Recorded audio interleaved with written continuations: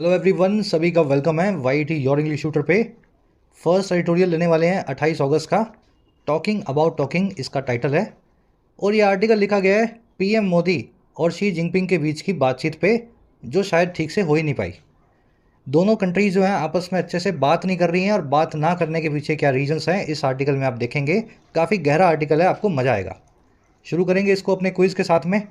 Again, article पढ़ते हो तो उसमें खो मत जाया करो, ट्रांसलेशन में मीनिंग निकालना ज़रूरी है और साथ में कॉम्प्रिहेंशन, ग्रामर, वोकैब, इन एस्पेक्ट्स को भी लेकर के चलना ज़रूरी है।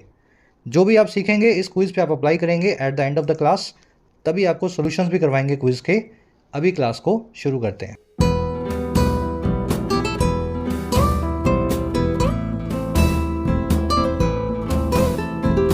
कह रहा है जी टॉकिंग अबाउट टॉकिंग। देखिए, टॉकिंग मतलब बातचीत और टॉकिंग मतलब बातचीत। अबाउट का मतलब है बारे में। कह रहा है जी बातचीत हो रही है बारे में बातचीत के। सारी दुनिया में भी यही बातचीत हो रही है कि पीएम मोदी और शी जिनपिंग के बीच में क्या बातचीत हुई। समझ पा रहे हैं ना? टॉकिंग हो रही है टॉकिंग के बारे में। बात हो रही है on India China dialogue. India और चाइना के बीच के डायलॉग की बात हो रही है, आपसी बातचीत की बात हो रही है। चलिए आगे बढ़ेंगे। डायलॉग वर्ड को देख लेना। जिसमें दो लोग बात करें वो होता है डायलॉग।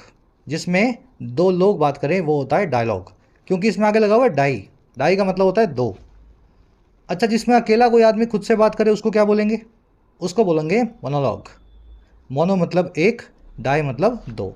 कभी कभी मूवीज़ में, फिल्मों में, कहानियों में, किताबों में कोई किरदार खुद से बातचीत करता है ना। एकता कपूर के सीरियल्स के अंदर, बालाजी टेलीफिल्म्स में, जब खुद से कोई किरदार बातचीत करता है अपने मन में ज़ोरों ज़ोरों से, तो उसी को अंग्रेजी में बोलते हैं मोनोलॉग। अब देखो, ये मोनोलॉग वर्ड तो आपने सीख लिया खुद से बातचीत करने के लिए। इसका एक एडवांस सिनोनिम भी है। जितने बच्चों को आता है कमेंट्स में डालना। सोलो से वो शुरू होता है, थोड़ा सा आपको हिंट दे देते हैं, अभी आपको करवाएंगे तो याद भी आ जाएगा। पहले कमेंट्स में डालो कितनों को याद है, ठीक है? चलो अब आगे बढ़ते हैं टाइटल पैराग्राफ पे। कह रहा है जी Narendra Modi and Xi Jinping need to have substantive conversations on ties. कह रहे हैं मोदी साहब जो हैं और शी जिनपिंग साहब जो हैं, जिनपिंग साहब जो हैं, इनको ज़रूरत है, दे नीड, और क्या, कि वो हैव करें, वो रखें या एक्सपीरियंस करें सब्सटेंटिव कॉन्वर्सेशंस को, ऐसे बातचीत को, ऐसे डायलॉग को जो टाइस पे है, रिश्तों पे है और जो बहुत सब्सटेंटिव है। सब्सटेंटिव का मतलब क्या होता है जी? जिसमें सब्सटेंट हो। सब्सटेंट का मतलब होता है निचोड़, सार, इसेंस, क्रक्स, तत्व बोलते हैं इसको। हर वो चीज़ सब्सटेंटिव है जो थोड़ी गंभीर है, गंभीरता से भरी हुई है, जिसमें कुछ बात है ना, दम है जिसमें कुछ। मजाकी या मस्खरी वाली बात नहीं है, सब्सटेंटिव है, सब्सटेंट को अपने अंदर कंटेन करती है। तो इसी तरीके से शी जिनपिंग और नरेंद्र मोदी को ऐसे ही कॉन्वर्सेशंस को करना चाहिए जिनमें कुछ दम हो, जिससे कुछ नतीजा निकले। सब्सटेंटिव वर्ड मैंने आपको बता दिया, सीरियस या थॉटफुल के लिए यूज़ होता है। इसका एक एडवांस सिनोनिम है पेंसिव। पेंसिव। लेकिन इस वर्ड को सब्सटेंशियल से कंफ्यूज नहीं करना है। देखो, दोनों में सब्सटेंट आ रहा है, यहाँ भी सब्सटेंट, यहाँ भी सब्सटेंट, यहाँ सब्सटेंटिव, यहाँ सब्सटेंशियल। सब्सटेंटिव मतलब सीरियस, पेंसिव, थॉटफुल। सब्सटेंशियल मतलब noticeable in size, quantity, quantity और इम्पोर्टेंस। आकार में जो बहुत बड़ा हो, अपनी इंपॉर्टेंस में बहुत बड़ा हो, जो अपने क्वांटिटी में बहुत बड़ा हो। जैसे 1 लाख जो है ना, 1 लाख रुपी is a substantial amount of money. 1 lakh रुपए अपने आप में काफ़ी बड़ी अमाउंट ऑफ मनी है, नोटिसेबल है, सब्सटेंशियल है। ये दोनों अलग वर्ड हैं भैया, इनको कंफ्यूज मत करना। नोट्स बना लो साफ साफ, सुंदर सुंदर। चलो अब आगे बढ़ते हैं। टाइटल पैराग्राफ देख लिया आपने, अब इस आर्टिकल की वोकैब आपको दिखाएंगे, ताकि सारे वर्ड्स आप शुरू में एक साथ पढ़ लेंगे तो आपको बाद में डिस्टर्बेंस नहीं होगा। डायलॉग का जो सिनोनिम मैंने आपसे पूछा था मोनोलॉग का, वो है सोलोलोक्वी। स्पेलिंग देख लेना ध्यान से। सोलो तो लगा ही हुआ है, LOQUY, और ध्यान का देना है सोलो का सोली हो जाता है इसमें, ठीक है? सोलिलोक्वी थोड़ा एडवांस्ड है, याद रखेंगे इसको। चलिए आगे बढ़ते हैं। इन प्यारे प्यारे बच्चों को अपनी एग्जाम्स की तैयारी को बूस्ट देने की ज़रूरत है, तो आप फ़ायदा ले सकते हैं YT के कोर्सेज़ का। YT आपकी अपनी ऐप है, कमेंट सेक्शन में इसका लिंक रखा है, इसको डाउनलोड करें। ऐप पे आपको 4 तरह के कोर्सेज़ मिलेंगे, राइटिंग का, UPSC का, SSC का और बैंकिंग का। राइटिंग कोर्स के अंदर आपको बेसिक से एडवांस्ड लिखना सिखाया गया है, किसी भी एग्ज़ाम के लिए, किसी भी फॉर्मेट में। लगभग 80 घंटे का कोर्स है, इसका फ़ायदा आप ले सकते हैं। इसी तरीके से यूपीएससी कोर्स जो अभी भी लॉन्च हुआ है, इसमें आपको यूपीएससी में या स्टेट पीएससी एग्जाम्स में इंग्लिश में माइग्रेट करवाया जाता है। किसी भी आप मीडियम से आ रहे हो, आप इंग्लिश में अपना आंसर राइटिंग, सी सेट, डिस्क्रिप्टिव एसे, ग्रामर, वोकैब, ये सब चीज़ें सीख सकते हैं इस कोर्स की मदद से। अभी भी कोर्स लॉन्च हुआ है, इसमें पर्सनल मेंटोरशिप का भी फैसिलिटी है। विद पर्सनल मेंटोरशिप ये कोर्स है 4999 का, और विदाउट पर्सनल मेंटोरशिप ये है 1999 का। ऐप पे आपको एसएससी और बैंकिंग के कोर्स भी मिलेंगे। इस नंबर पे कांटेक्ट करके आप बात कर सकते हैं अगर किसी भी कोर्स से रिलेटेड आपकी कोई क्वेरी है तो। नंबर को नोट कर लें, ऐप को डाउनलोड करें। ऑलराइट, ये अपनी वोकैब शीट है। 5 वर्ड्स हैं आपके सामने, 5 वर्ड्स हैं, और मैंने इनको एक बार कवर कर दिया है। यहीं पे क्लास को पॉज करो, आपको 5 में से कितने वर्ड्स आते हैं एक बार खुद से पूछो। ठीक है, क्लास को अपने आप यहाँ पे पॉज कर लेना, रोक के खुद देखो ऑस्टेंसिबल का मीनिंग, ट्रांसपायर का मीनिंग, इक्वानिमिटी का मीनिंग आपको आता है या नहीं आता। चलिए मैं इसको रिवील कर दूँ अब। देखिए, सब्सटेंटिव का मतलब होता है, अभी आपको बताया था, जिसमें कुछ सीरियसनेस हो, कुछ तत्व हो, कुछ सब्सटेंट हो, है ना, इधर उधर की बिना फालतू की बात ना हो। सब्सटेंटिव वो होगी जिसमें कुछ गंभीरता हो। The government has ordered a substantive investigation into the matter.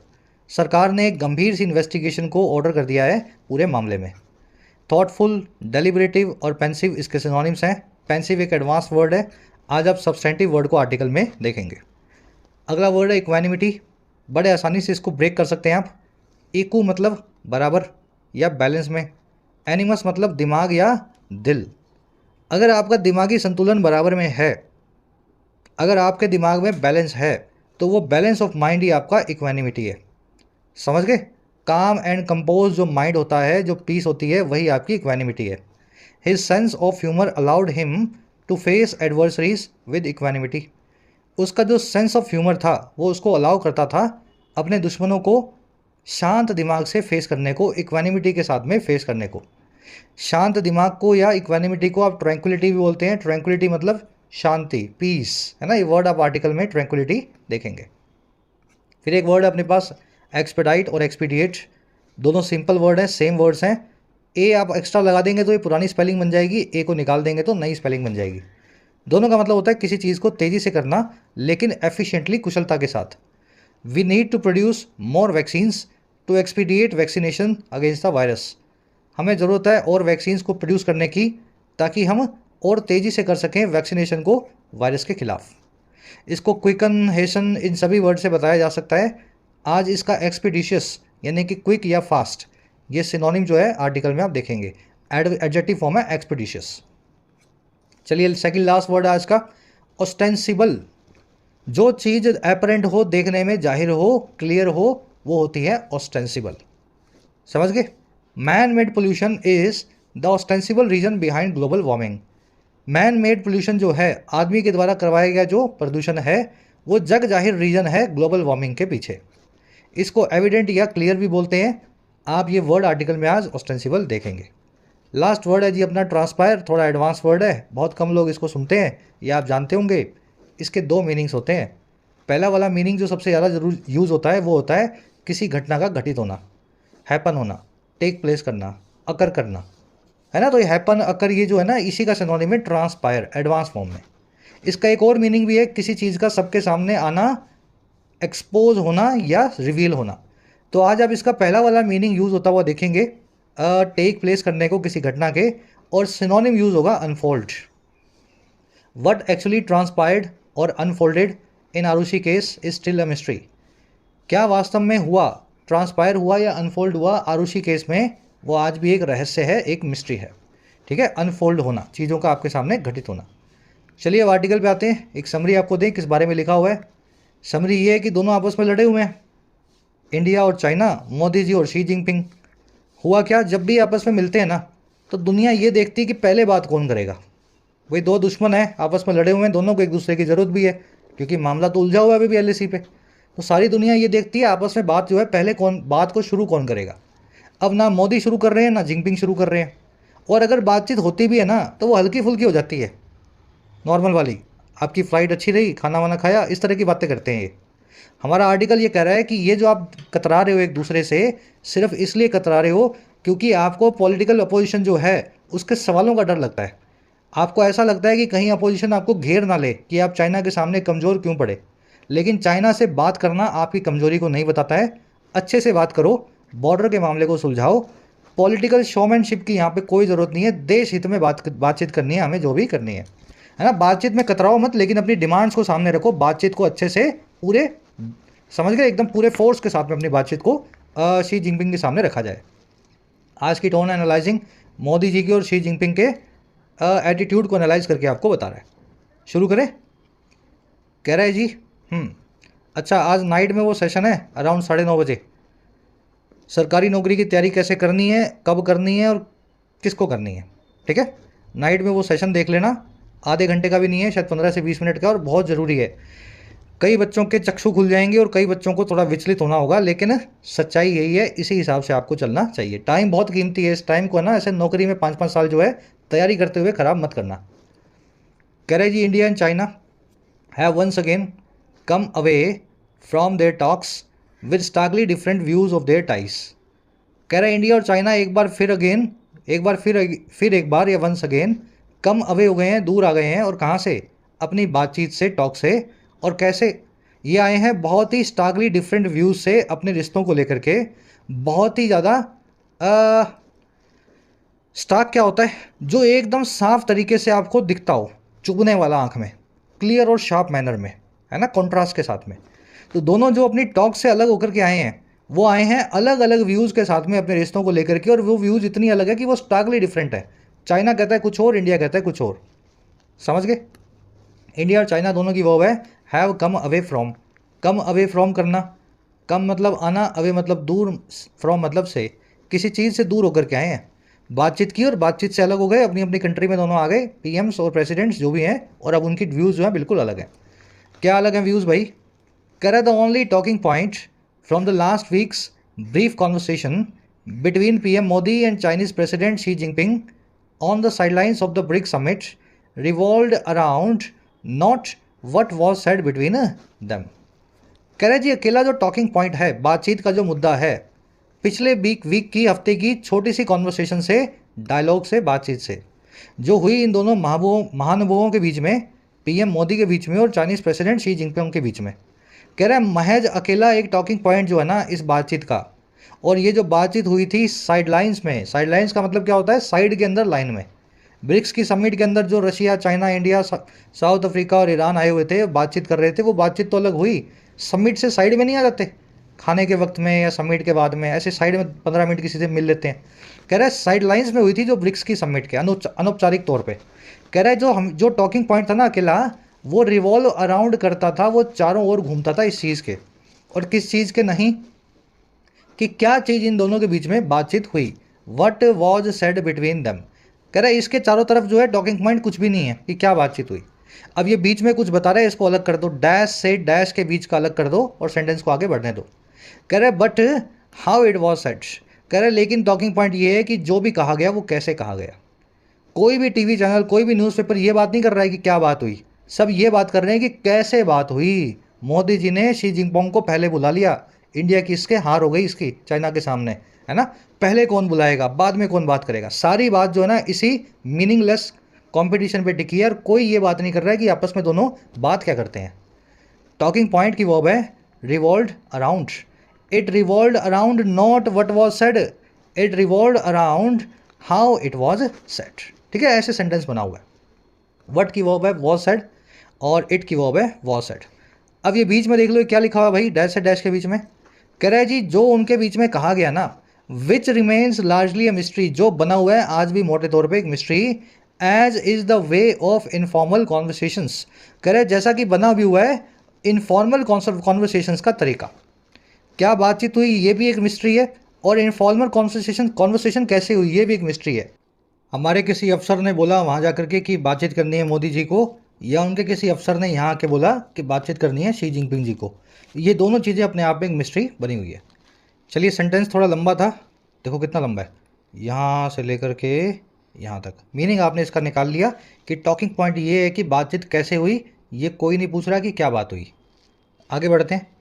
कह रहे the ministry of external affairs और MEA released no statement on the talks, although foreign secretary Vinay Quatra told reporters on August 24 that both had underlined that the maintenance of peace and tranquility in the border areas and respecting and observing the LAC are essential for the normalization of India-China relationship. ये भी लंबा sentence है लेकिन ये बहुत छोटा सा है, अगर आप इसको इतना यहाँ से हटा दे तो इतना ही पढ़ना है अपने को।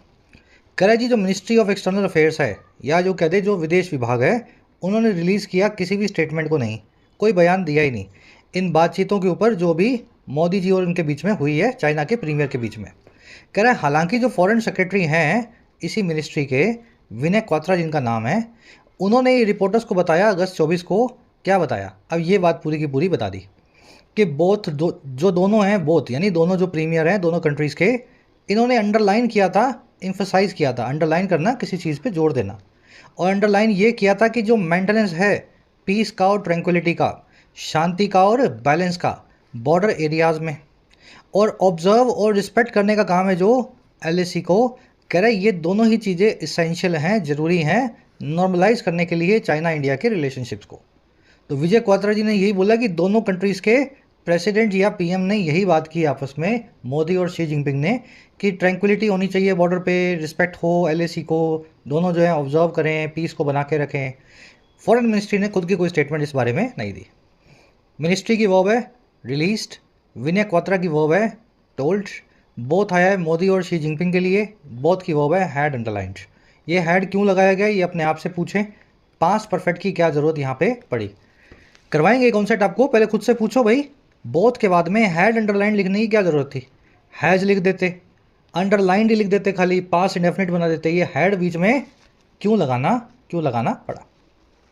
मेंटेनेंस और ऑब्जर्विंग और रिस्पेक्टिंग तीनों की वर्ब है are. Maintenance of peace and observing and respecting are the essential for normalisation. चलिए और आगे बढ़ते हैं, ये दोनों ग्रामर कॉन्सेप्ट अभी आपको करवाएंगे। यहाँ पे द क्यों लगाया और यहाँ पे हैड क्यों लगाया। करे जी he added that they had decided to direct their relevant officials to intensify efforts at expeditious disengagement and de-escalation।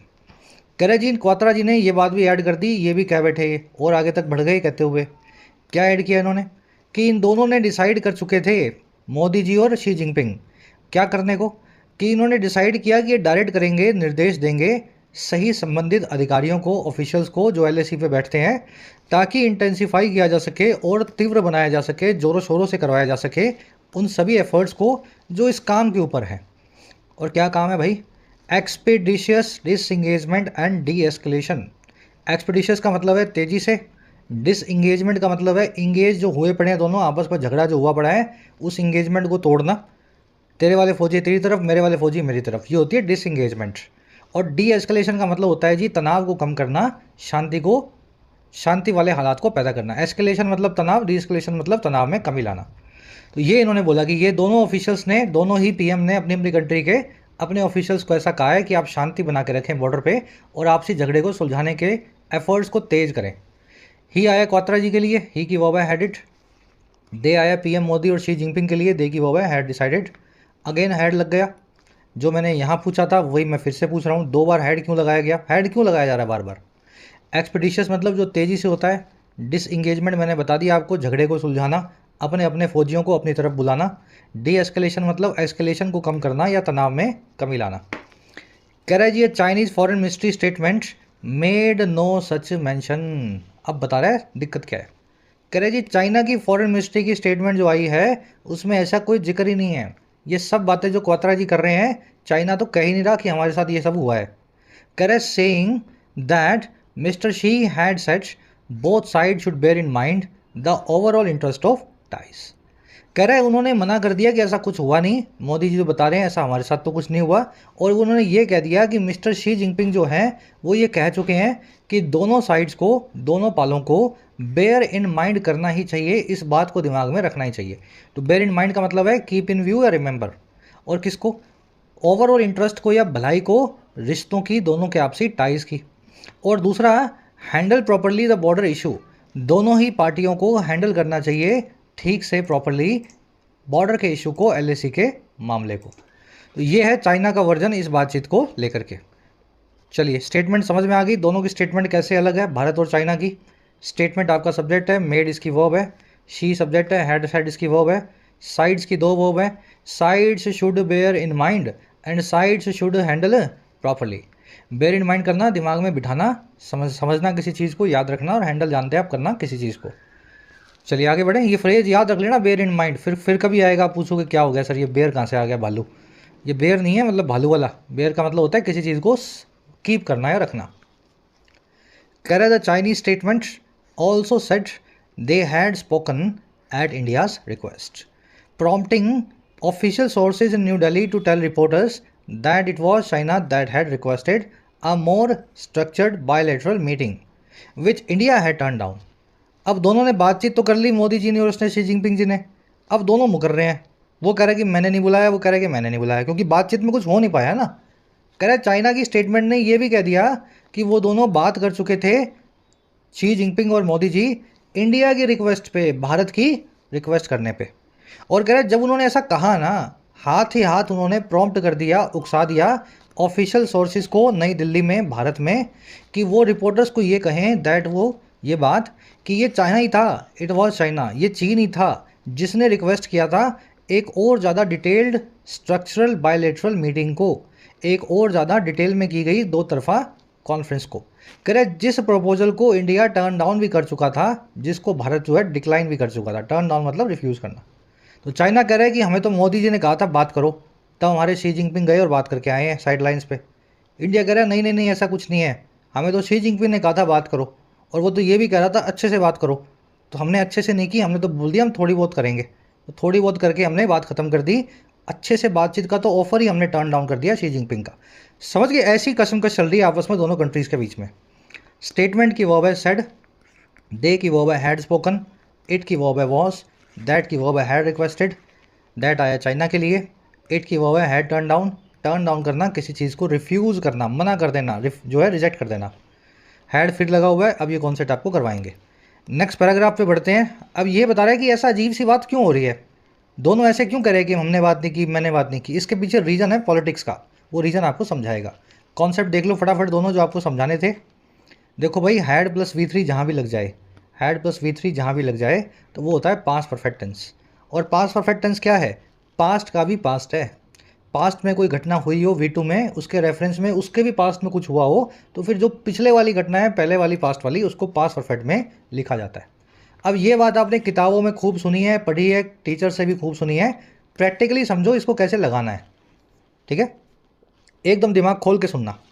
The killer fled the crime seen before the police had arrived.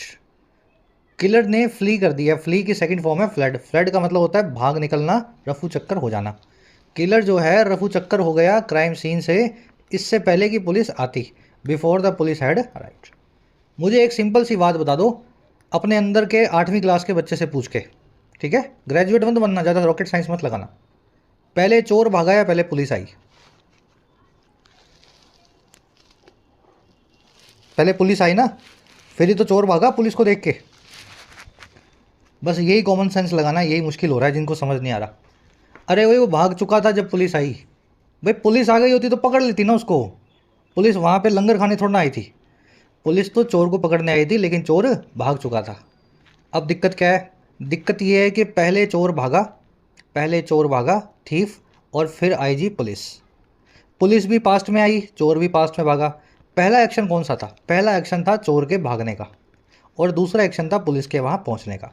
ये बात हम आज कर रहे हैं, ये दोनों घटनाएं हमारे लिए पास्ट में है। तो जो पहले वाला एक्शन है ये लगेगा पास्ट परफेक्ट में, दूसरे वाला एक्शन आप V2 में लगाएं पास्ट इंडेफिनिट में, ठीक है। पुलिस के भागने आने का काम जो है, अराइव करने का काम जो है, वो V2 में लगाएं। तो हैड अराइव्ड यहाँ पे गलत है। पुलिस, भाई पुलिस बाद में आई है ना, पहले चोर भागा है, तो पहले चोर भागा तो ये फ्लड भी गलत है, इसको पास्ट परफेक्ट में लिखो। समझ गए? इतना समझ में आ गया तो कमेंट्स में डाल दो गुरुजी समझ गए। बस यही कॉन्सेप्ट है, लॉजिक डालना होता है मेरे को तो आपके दिमाग में, बस मेरा काम इतना ही है। स्पून फीड कुछ नहीं करना है ना, लॉजिक से सीखो। स्पून फीड पे एक किस्सा याद आया, आपको भी बताएंगे। अगला सेंटेंस देखो, the police had claimed that they arrested the killer. Police दावा कर चुकी थी कि वो किलर को अरेस्ट कर चुके हैं। मुझे ये बता दो, पहले पुलिस दावा ठोकेगी अरेस्ट करने का, या पहले किलर को अरेस्ट करेगी? अरे अरेस्ट करेगी तभी दावा ठोकेगी ना, पहले तो पकड़ेगी चोर को, फिर मीडिया में आके पुलिस बोलेगी कि हमने पकड़ लिया, पहले काम ये होगा, दूसरा काम ये होगा। ये भी काम पास्ट में हुआ, पुलिस ने दावा भी कर चुकी है, और ये भी काम पास्ट में हुआ। तो जो पास्ट का भी पास्ट है, जो पहले वाला काम है वो पास्ट परफेक्ट में, और दूसरा V2 पास्ट इंडेफिनिट में। ठीक है, अरेस्ट का काम पास्ट परफेक्ट में। तो they had arrested, they had arrested, they had arrested, और पुलिस क्लेम्ड, हैड क्लेम्ड नहीं। ठीक है, पुलिस ने ये दावा किया कि वो चोर को पकड़ चुके थे, दे हैड अरेस्टेड। एक बार ये फॉर्मूला 4 5 10 सेंटेंस पे लगाओ, फिर अपने आप अंदर से आवाज़ आ जाएगी, बार बार फॉर्मूला लगाने की ज़रूरत नहीं पड़ेगी। साइकिल चलाते हो, जब चलाना शुरू करते हो तो बार बार थोड़े ना आपको ध्यान देना पड़ता है कि ये पैडल लगाऊँ ब्रेक लगाऊँ। शुरू में 2-3 दिन होता है, फिर तो अपने आप सब कुछ होने लगता है।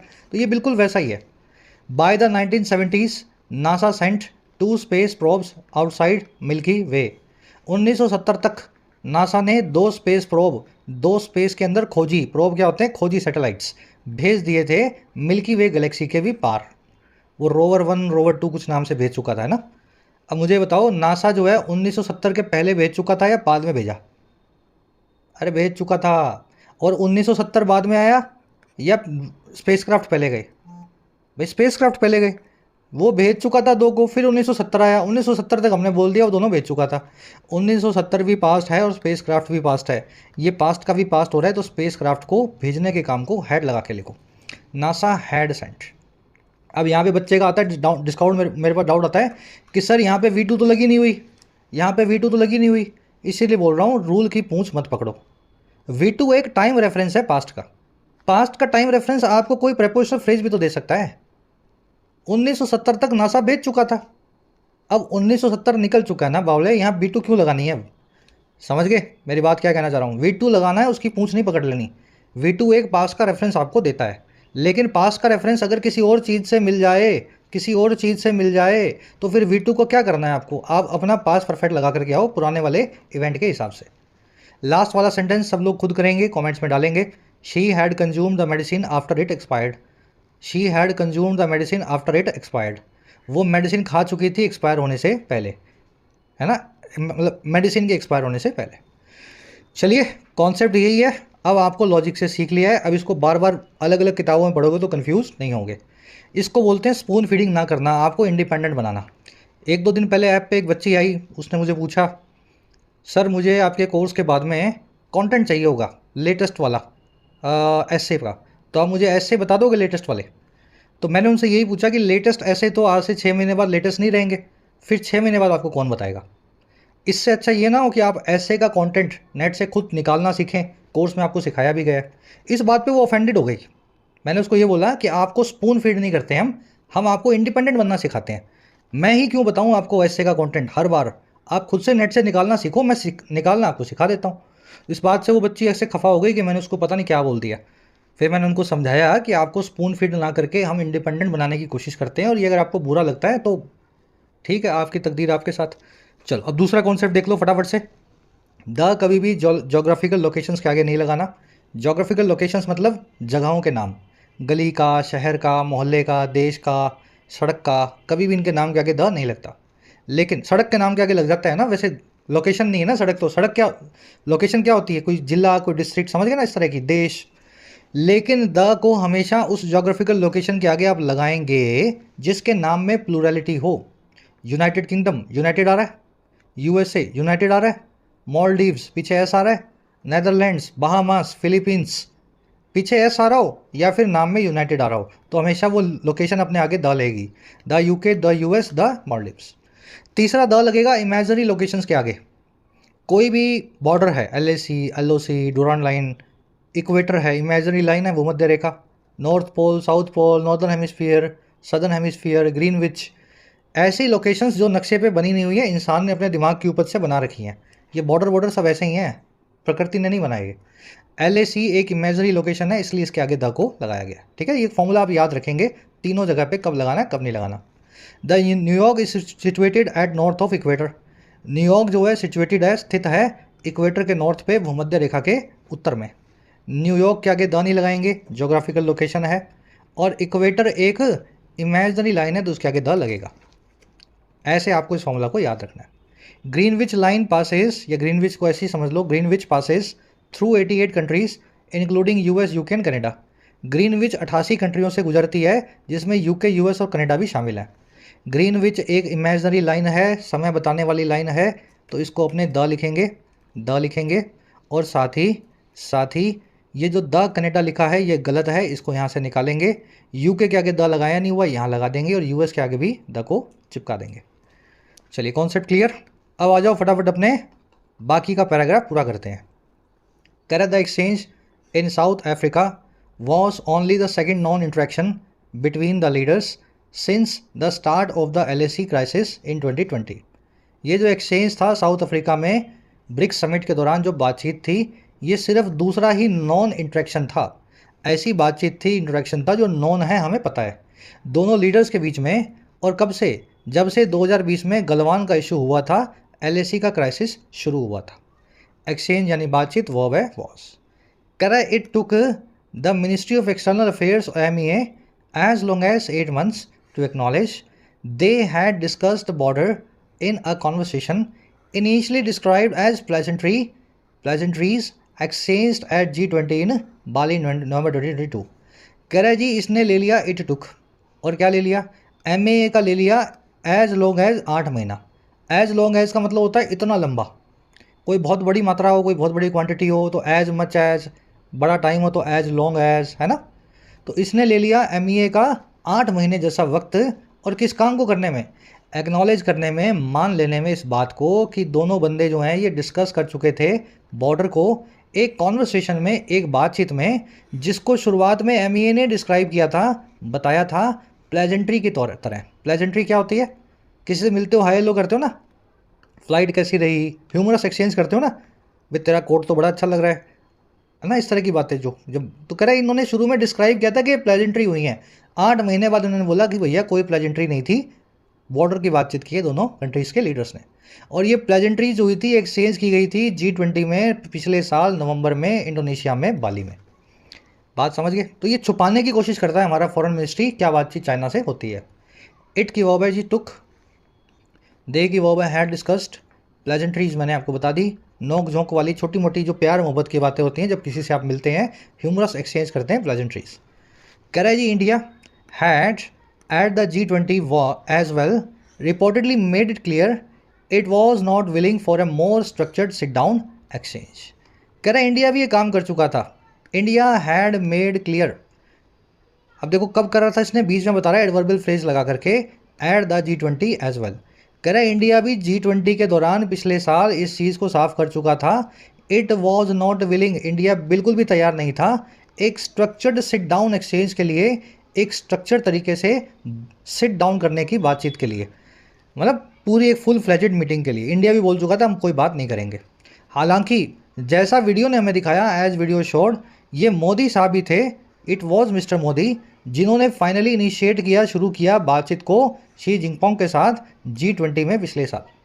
तो अजीब सी बातचीत हो रही है, दोनों कंट्रीज मना कर रही हैं बात करने के लिए, लेकिन फिर कर भी लेती हैं। इंडिया की वर्ब है had made it clear, had made clear, ठीक है। इट की वर्ब है वॉस, वीडियोस की वर्ब है शॉर्ट, इट की वर्ब है वॉस, हु आया मोदी जी के लिए, हु का एंटीसीडेंट है मोदी, ठीक है। सिंपल सेंटेंस है इसलिए बार बार रिपीट करने की जरूरत नहीं है।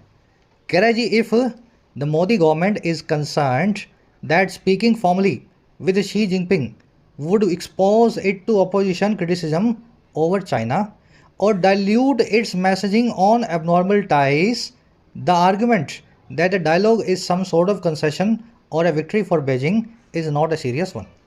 अब ये जो है ना सेंटेंस पूरे आर्टिकल की आत्मा है, जिसको ये सेंटेंस समझ में आ गया, इस आर्टिकल का टोन समझ में आ गया। कह रहा अगर मोदी जी कंसर्न्ड है, उनकी सरकार परेशान है, किस बात पे भाई? दैट वो ये कि बात करना औपचारिक तौर पे शी जिनपिंग के साथ, ये बात करने का काम ही इनको एक्सपोज कर देगा अपोजिशन के सामने। एक्सपोज करना यानी कमज़ोर या मजबूर बनाना। कह रहा है अगर यही कंसर्न है कि बात करना चाइना के साथ में ये कमज़ोर बना देगा, मजबूर कर देगा इनकी सरकार को अपोजिशन के क्रिटिसिज्म के सामने जो है चाइना को लेकर के, या फिर ये डाइल्यूट कर देगा, कमज़ोर कर देगा इसकी मैसेजिंग को, इस सरकार के इस नैरेटिव को जो है एबनॉर्मल टाइज का।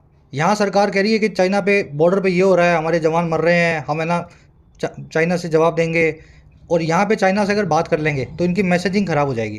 कह रहा अगर ऐसी बात है ना तो फिर ये जो आर्गुमेंट है कि एक डायलॉग जो है दोनों के बीच का, ये एक कंसेशन है, एक छूट है या एक विक्ट्री है बीजिंग के लिए, चाइना के लिए।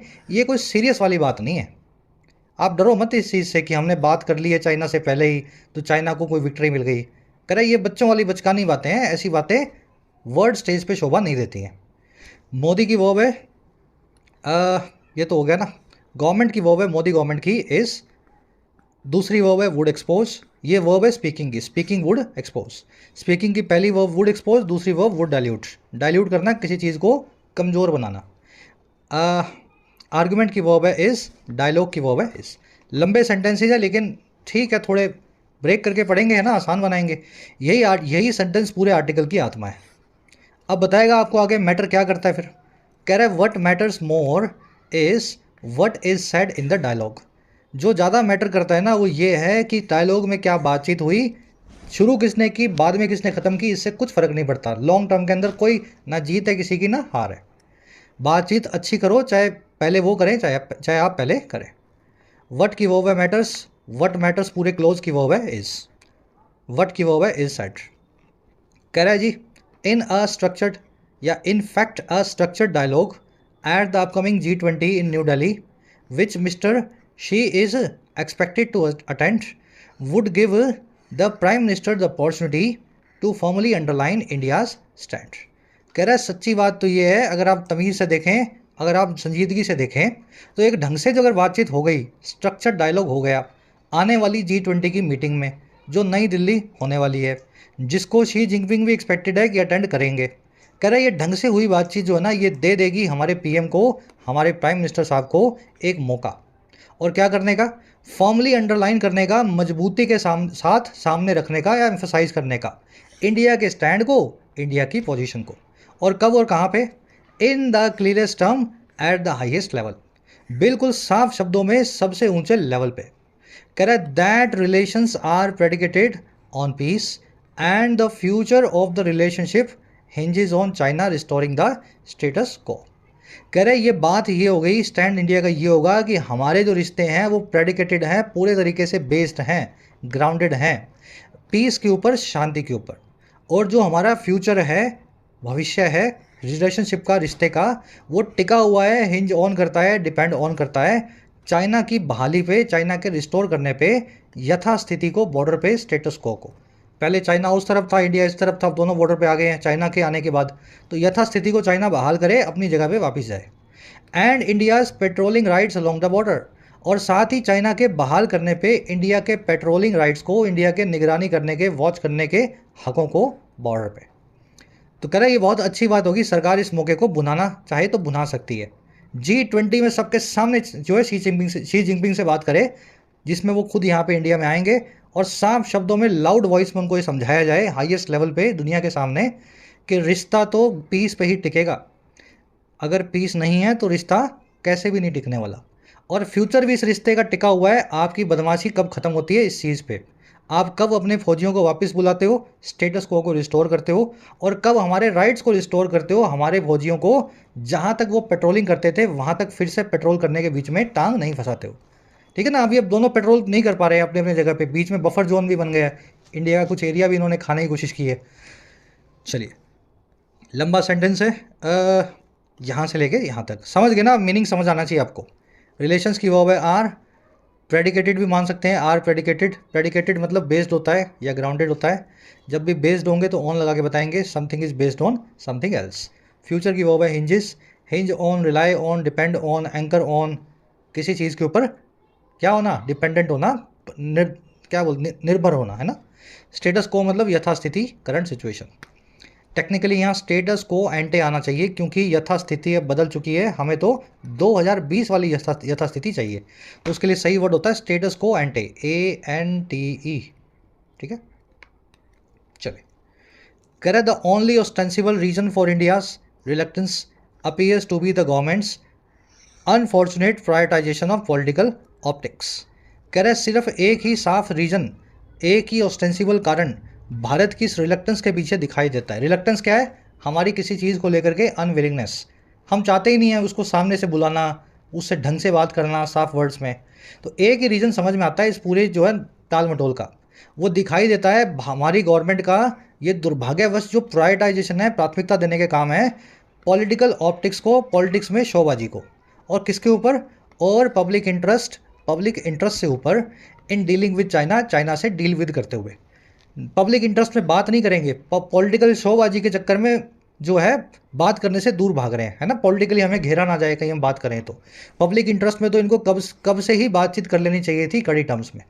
तो ये रीज़न है।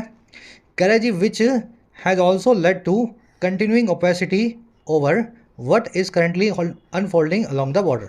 और कह रहे ये वही अनफॉर्चुनेट प्रायोरिटाइजेशन है भारत सरकार का जो हमें लीड टू कर गया है लगातार बनी हुई ओपेसिटी की तरफ, ऑब्सक्योरिटी की तरफ, अनक्लैरिटी की तरफ, और जो है इस चीज़ को लेकर के ओवर जो अभी घटित हो रही है, अनफोल्ड हो रही है, ट्रांसपायर हो रही है बॉर्डर के ऊपर, किसी को नहीं पता क्या हो रहा है। चलिए, ऑस्टेंसिबल रीजन, जग जाहिर कारण, इसकी वर्ब है जी अपीयर्स। विच आया इसी रीजन के लिए, इसकी वर्ब है which has led to. What की वर्ब है इज अनफोल्डिंग, अनफोल्ड करना, किसी घटना का घटित होना, ट्रांसपायर होना। ओपेसिटी का मतलब होता है जी अनक्लैरिटी या वेगनेस। यही अनक्लैरिटी तो चल रही है 3 सालों से, हो क्या रहा है बॉर्डर पे किसी को अच्छे से नहीं पता। चलिए रैपअप करेंगे सेशन को। थोड़ा लंबा आर्टिकल था, क्लास इसीलिए लंबी हो जाती है कभी कभी। फर्स्ट क्वेश्चन पे आ जाओ।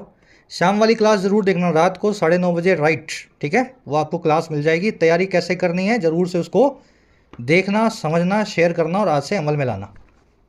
फर्स्ट क्वेश्चन है, ऑथर क्या सजेस्ट कर रहा है, क्या चीज़ ज़्यादा इंपॉर्टेंट है बजाय डायलॉग के फॉर्मेट के मोदी और शी जिनपिंग के बीच में। डायलॉग कैसे होगा, उससे ज़्यादा इंपॉर्टेंट क्या चीज़ है इन चारों में से ऑथर के हिसाब से। टाइम और लोकेशन इंपॉर्टेंट है, जो डिस्कशन हुई है टॉपिक पे वो इंपॉर्टेंट है, जिस भाषा में हो रहा है, चाइनीज़ में, हिंदी में, संस्कृत में, ये इंपॉर्टेंट है, या कितने लोग उसमें इन्वॉल्व हैं, कितने लोग तमाशबीन हैं, ये इंपॉर्टेंट है। मेरे ख्याल से निकाल लोगे, बड़ा इजी सा क्वेश्चन है, फर्स्ट कमेंट में आंसर डाल दिया है। सेकंड में आपसे पूछ रहा है प्रोबेबल रीज़न आपको क्या लगता है भारत की अनविलिंगनेस को लेकर के, हिचकिचाहट को लेकर के चाइना से ढंग से बातचीत करने में। भारत सरकार को पब्लिक के गुस्से का डर लगता है, पब्लिक बैकलैश का फियर है, पॉलिटिकल पार्टीज़ के सामने करतब करने का इनका कारण है, ऑप्टिक्स दिखाते हैं, ये शोबाजी करने की कोशिश करते हैं, या ये हिचकिचाते हैं, अनविलिंग हैं फॉरेन लीडर से इंगेज करने में, इनको संकोच होता है किसी फॉरेन लीडर से बात करने में भारत सरकार को, या फिर ये तैयार ही नहीं है बात करने के लिए, अब इनको काफ़ी प्रिपरेशन लगेगी। सही रीज़न निकाल लो, बहुत ईजी क्वेश्चन है। अगेन फर्स्ट कमेंट में आंसर रखे हुए हैं, वहाँ से मैच कर लेना। ट्रांसपायर का सिनोनिम पूछा है आपसे, बड़ा आसान है, ये वर्ड आप देख चुके हैं। सब्सटेंटिव का एंटोनिम पूछा है, देख लेना एंटोनिम, सिनोनिम नहीं पूछा। एंटोनिम निकाल के बताओ। वन वर्ड पूछा है इक्वेनिमिटी, इसका क्या मीनिंग है, तोड़ के बताया था इक्ू प्लस में एनिमस, तो इक्ू एनिमस का क्या मीनिंग होता है वो आपसे पूछा गया है। 6वें 7वें 8वें में 3 एरर्स मिलेंगी। पहली एरर मिलेगी टेंस में इस आफ्टर नाम के वर्ड की वजह से, दूसरी एरर मिलेगी इस वर्ड के आसपास कहीं पे, और तीसरी एरर आपको मिल सकती है इस वर्ड के आसपास नेदरलैंड्स के। फर्स्ट कमेंट से आंसर उसको मैच करो, आउट ऑफ 6 या आउट ऑफ 8 कितने मार्क्स मिले ज़रूर से बताना। मुलाकात लेंगे नेक्स्ट पार्ट में, नेक्स्ट क्लास में। Until then